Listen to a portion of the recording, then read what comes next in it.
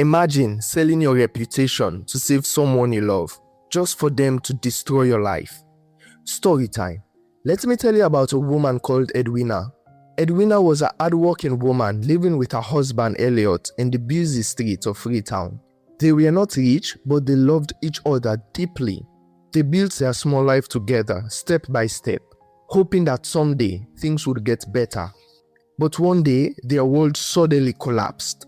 Elliot fell seriously ill. At first, they thought it was just a normal sickness. But after several tests in the hospital, the doctors delivered devastating news. Elliot needed an urgent heart surgery. Without the surgery, he only had a few weeks left to live. The problem was the cost. The surgery would cost over $30,000, an amount Edwina knew they could never afford. She begged family members. She asked friends. She even went to church for help. But no one could raise that kind of money. As the days passed and Elliot grew weaker, Edwina became desperate. That was when she remembered someone from her past. A man she had promised herself she would never go back to. His name was Malik. Malik was a very rich real estate businessman and Edwina's former lover.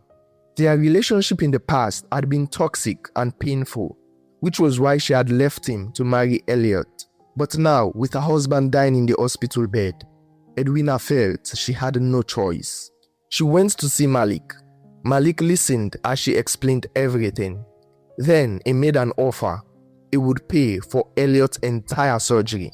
But his price was strange. He didn't want repayment.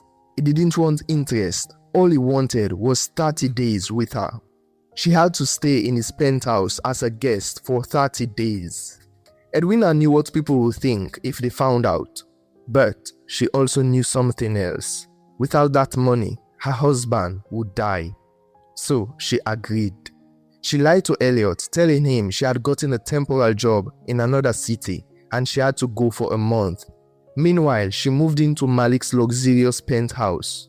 Those 30 days were the longest days of her entire life. Malik didn't touch her. He played cruel psychological games. He showed her the expensive lifestyle they could have had together. He constantly reminded her that the only reason Elliot was alive was because he had written that check. Every day felt like humiliation, but Edwina endured everything because she knew why she was there. She was there to save her husband. When the 30 days ended, she left Malik's penthouse and went back to the hospital. And the miracle had happened.